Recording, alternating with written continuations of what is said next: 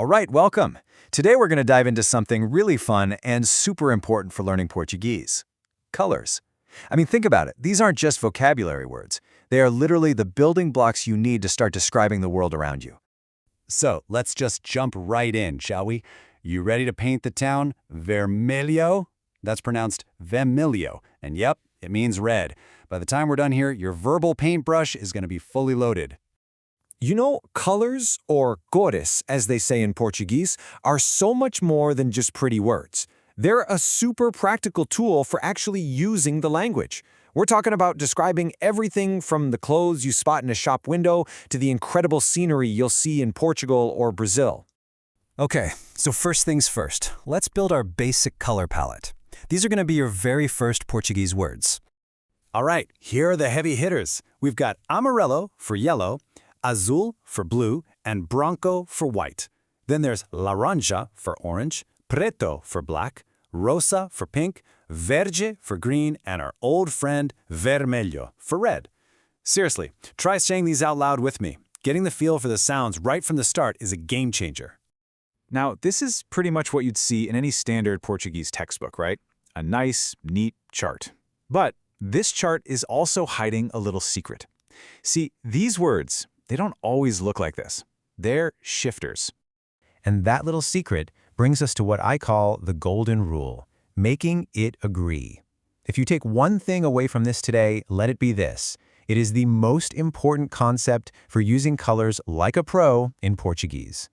So here's the deal. In Portuguese, colors act as adjectives. And what do adjectives do? They have to agree with the noun they're describing. This means their endings have to change to match both the gender, so masculine or feminine, and the number, singular or plural. You can't just slap the word for black next to coat and call it a day. Nope, you have to make them match. Let's make this real. Check this out. If you have a masculine noun, like o casaco, the coat, you use preto. But if you're talking about a feminine noun, like a saia, the skirt, that O at the end flips to an A, and it becomes preta. See that? Same thing with o sapato branco for the white shoe, and a camisa branca for the white shirt. It's a tiny change, but it's absolutely crucial. Okay, so that's gender. What about plurals? Well, the same basic idea applies. For most colors, you just tack on an S, super easy. So, a janela vermelha, the red window, becomes as janelas vermelhas. But keep an eye out for colors that end in a consonant, like azul. The plural form is a little different, azuis. It's one of those little quirks you'll get the hang of in no time.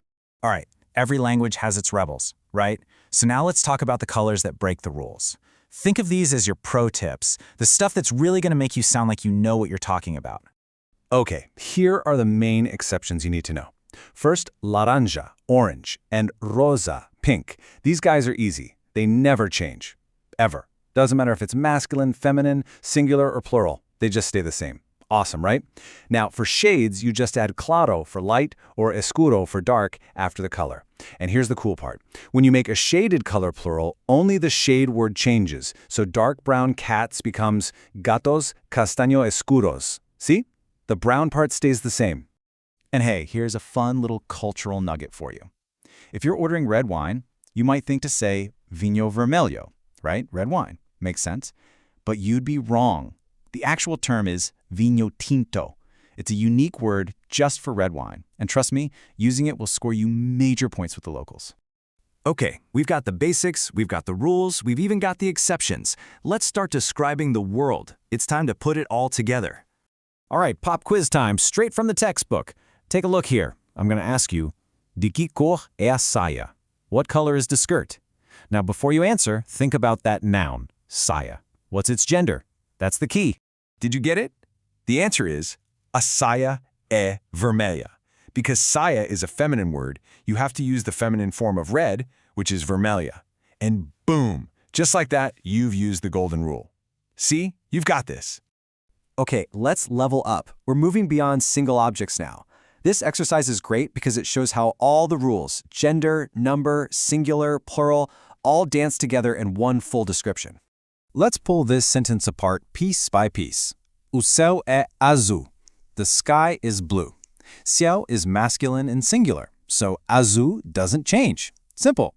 Next part. Mas as nuvens são brancas. but the clouds are white. Now, nuvens is feminine and plural, so we need brancas. And finally, as folhas sempre verdes. The leaves are always green. Folhas, again, feminine and plural, so we use verdes. How cool is that? That one sentence puts everything we just talked about into action. And there you go. That's your starter kit, your basic palette for painting with words in Portuguese. You've got the vocabulary, you understand the all-important rules, and you're totally ready to start adding some vibrant detail to your conversations. So, I guess there's only one question left to ask. Now that you have the palette, what are you going to describe first?